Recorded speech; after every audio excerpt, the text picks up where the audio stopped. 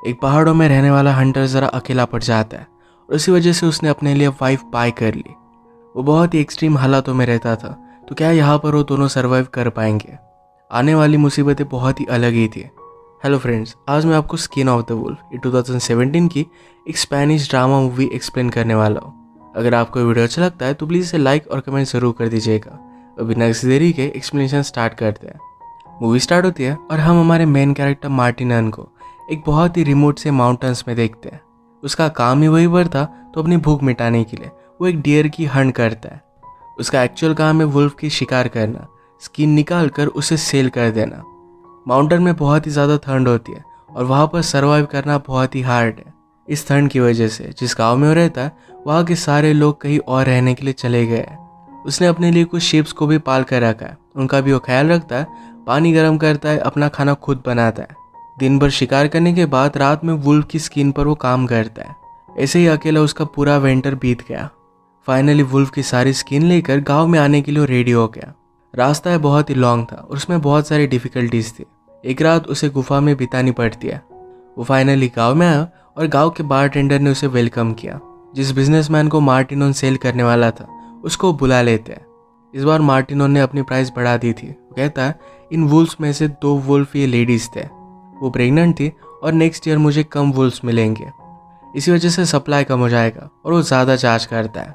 Businessman ने बात मान ली और इसे वो परचेस कर लेता है। रात में बारटेंडर ने मार्टिनन से पूछा कि तुम्हारे डॉग का क्या हुआ। मार्टिनन कहता है कि डॉग्स के साथ सारी शिप्स को भी वुल्फ्स ने मार डाला था। वो फिर से नया डॉग नहीं पालना चाहता क्योंकि ट्रेन करने में उसे बहुत टाइम लग जाएगा। बारटेंडर ने कहा कि तुम अपने अकेलेपन के लिए शादी क्यों नहीं कर लेते। मार्टिनन कहता है कि वहाँ पर लड़की का जीना बहुत ही हार्ड हो जाएगा, वैसे भी औरतों को कंट्रोल करना है बहुत ही हार्ड होता है। बारटेंडर ने कहा कि तुम्हें बच्चा हो सकता है, तुम माउंटेन पर जो भी मेहनत करते हो ये सब अपने बच्चों को दे सकते हो। अगर तुम्हें बेटा ना हो तो तुम्हारे जाने के बाद सब लोग तुम्हारी प्रॉपर्टी को तहस नहस कर देंगे। मार्टिनन ने कहा कि ऐसा कुछ होने से पहले सारी चीज़ों को आग लगा देगा। इसके बाद उसने गांव में वुल्फ्स के लिए ट्रैप्स बनवाए। वो एक लड़की से मिलने के लिए आता है जो विडो थी, उसे भी अपनी फिजिकल नीड्स थी, तो ये दोनों एक दूसरे को कुछ भी ना बोलते हुए इंटीमेट हो जाते हैं। इनकी इस तरीके की रिलेशनशिप बहुत दिनों से चल रही थी। इसके बाद मार्टिनन अपने माउंटेन पर चला गया। वो अपने काम कंटिन्यू करता है, पर बारटेंडर की बात पर उसने ज़रा सोच लिया था। वो रेडी होकर फिर से गांव में आ गया। जिस लड़की के साथ वो इंटीमेट हुआ था उसका नाम है पास्क्यूला, उसके फादर का नाम है मार्शियल। पास्क्यूला के बदले कुछ पैसे और वुल्फ की स्किन उन्हें ऑफर की। मार्शल उसे अपनी बेटी सेल कर देते हैं।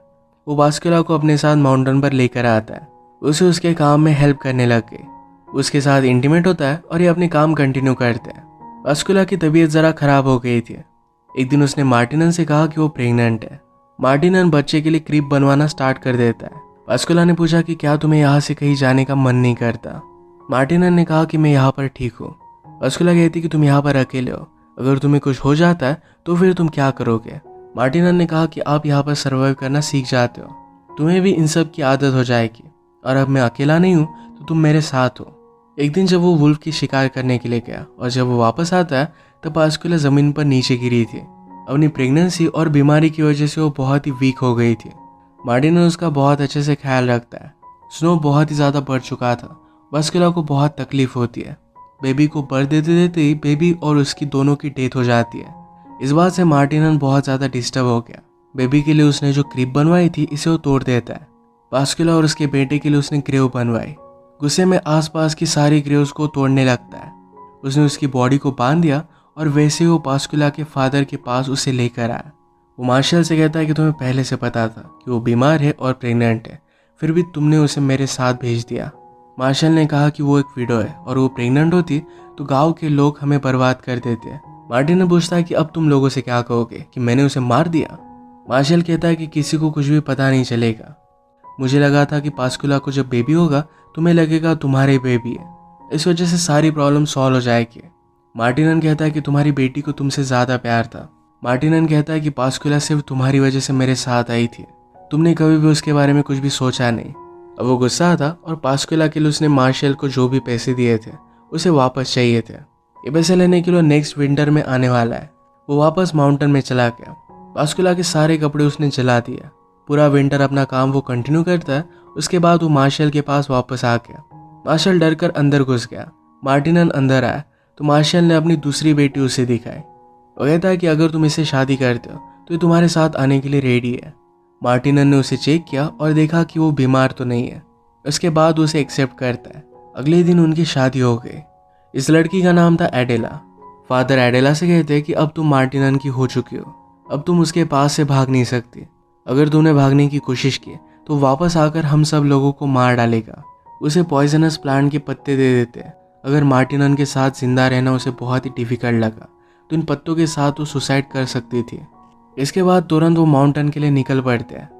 एडेला के लिए सफ़र बहुत ही हार्ड होता है और मार्टिनन उसका ख्याल रखता है। एडेला को ज़्यादा तकलीफ ना हो तो उसका सारा सामान भी उसने ही कैरी किया। एक रात वो उसके साथ इंटीमेट हो गया। वो बहुत ही फोर्सफुल था। एडेला ने यहाँ के रूटीन में एडजस्ट होने का ट्राई किया। कुछ दिनों के लिए मार्टिनन नीचे जा रहा था। एडेला कहती है कि अगर मेरे मदर और फादर से तुम्हारी बात हुई तो उन्हें बताना कि मैं ठीक हूँ। मार्टिनन ने कहा कि यहाँ पर रहना तुम सीख जाओगे। सारी चीज़ों को एडजस्ट करना ज़रा हार्ड है पर इतना बुरा भी नहीं है। वो जाते जाते कह कर गया कि अपना ख्याल रखना क्योंकि यहाँ पर स्नेक्स निकलते रहते हैं। एडेला को रात में अकेले सोने में बहुत ही डर लगता है। वो एक दिन आसपास घूम रही थी और वहाँ पर उसे पास्कुला उसके बेटे की ग्रेव दिखी। उसे पता नहीं था कि पास्कुला को एक बेटा भी हुआ था। इस बात से वो बहुत ही ज़्यादा डिस्टर्ब हो जाती है। मार्टिनन वापस आया। एडेला की मदर ने उसके लिए गिफ्ट भेजा था। ये फिर से वही पॉइजनस पत्ते थे। एक दो दिन एडेला मार्टिनन से कुछ भी पूछती नहीं। वो अपने कामों में बिजी हो गई थी पर उससे रहा नहीं जाता। उसने कहा कि पास्कुला के पास एक छोटी ग्रेव भी थी, क्या तुम्हारा बेटा भी था? मार्टिनन ने कहा कि वो ज़मीन में सिर्फ होल्स है, उसका कोई भी मीनिंग नहीं है। इस बात से एडेला अपसेट हो जाती है। मार्टिनन ने कहा कि तुम्हारे फादर ने तुम्हारी सिस्टर को ऐसे ही भेज दिया। वो बीमार थी और प्रेग्नेंट थी और इसी वजह से उसकी डेथ हो गई। एडेला इस बात पर बिलीव नहीं करती और वो मार्टिनन को बहुत हेट करती है। वो बहुत रोई। एक दिन उसने रियलाइज़ किया कि उसका पेट निकल रहा है और वो प्रेग्नेंट है। इस बात से उसे बहुत ज़्यादा घिन आती है। ये वो मार्टिनन से छुपाना चाहती थी पर ये बात वो देख लेता है। अपनी प्रेगनेंसी की वजह से उसे बहुत ही वीक लगता है तो मार्टिनन उससे कुछ भी काम नहीं करवाता। उसका उसने ख्याल रखने का बहुत ट्राई किया। एडेला को लगने लग गया था कि मार्टिनन ने पास्कुला को मार डाला। इस वजह से उसकी हेट बहुत ही ज़्यादा बढ़ चुकी थी। उसके साथ रहना उसे अच्छा नहीं लगता था। वो जब काम पर गया था तो उन्हें मदर की पॉइजनस प्लांट उसने निकाले। इसे वो कूटकर चाय पत्ती में डाल देती है। रोज़ खाना खाने के साथ जब मार्टिनन चाय लेता था तो इसमें उसे मिक्स कर देती है। रोज़ के काम करने में मार्टिनन को ज़रा वीकनेस आने लग गई। वो इस न्यू बेबी के लिए भी क्रीप बनाने लग जाता है। इस टाइप की टी एडेला मार्टिनन को देना कंटिन्यू करती है। वो इतना वीक हो चुका था कि एडेला के वो पास नहीं आता। एक दिन मार्टिनन जब शिकार करने के लिए जाता है तो मौके का फ़ायदा उठाकर एडेला वहाँ से भागने की कोशिश करती है। वुल्फ को पकड़ने के लिए पूरे माउंटेन पर मार्टिनन ने ट्रैप्स बिछा कर रखे थे। ऐसे एक ट्रैप में फंसकर एडेला इंजर्ड हो गई। वो ऐसे ही निकलने की बहुत कोशिश करती है पर आगे चलकर बेहोश हो जाती है। मार्टिनन जब उसे ढूंढ नहीं पाता तो बहुत ही वरीड हो गया। हर जगह पर घूमने के बाद उसे फाइनली ढूंढ ही लेता है। वो भी सांस ले रही थी पर उसकी हालत बहुत ही ज़्यादा ख़राब है। उसने उसे हीट दी और अच्छे से ख्याल रखा। इस इंसिडेंट की वजह से एडेला का मिसकैरेज हो गया। अच्छे से ख्याल रखने के बाद एडेला ज़रा ठीक हो गई। मार्टिनन समझ गया था कि अब वो उसके साथ नहीं रहना चाहती। उसे कहता है कि विंटर अब बढ़ने वाला है, दिन छोटे हो जाएंगे, अगर तुम्हें जाना है तो चली जाओ। एडेला बहुत रोई पर वो फाइनली फ्री थी। अगले दिन मार्टिनन उठा तो अकेला था। एडेला जा चुकी थी। वो अपने लिए टी बनाता है और फिर उसे शक आया कि शायद इस टी में कुछ हो सकता है। उसने सारे टी के पॉट्स को चेक किया, उसमें पॉइजनस प्लांट उसे मिल गया। वो समझ गया कि एडेला ने उसके साथ क्या किया था। उसने अपने होने वाले बेबी के लिए जो क्रीप बनाई थी इसे लेकर वो बैठ जाता है। उसे बहुत बुरा लगता है। उसकी हालत और भी ज़्यादा बिगड़ने लग गई थी। अगर उसकी डेथ हो जाती है तो जिन कोर्ट्स को उसने पाल कर रखा है उनका ख्याल कोई भी रख नहीं पाएगा, उनकी भी डेथ हो जाएगी और इसी वजह से उन्हें वो फ्री कर देता है। फाइनली सब चीज़ों के लिए उसे रोना आता है। उसे विंटर में उसकी डेथ हो गई। मार्टिनन ने अपनी पूरी लाइफ एक जंगली आदमी की तरह ही बिताई थी। अपना प्यार जताना उसे आता नहीं था। वो बातें सही तरीके से एक्सप्लेन नहीं कर पाया और अपना प्यार एडेला को जता नहीं पाया। एडेला को भी ज़बरदस्ती से उसके फादर ने सेल कर दिया था। वो पास्कुला और उसकी बेबी की डेथ के लिए मार्टिनन को ही जिम्मेदार मानती थी और इसी वजह से उसने उसे मार दिया।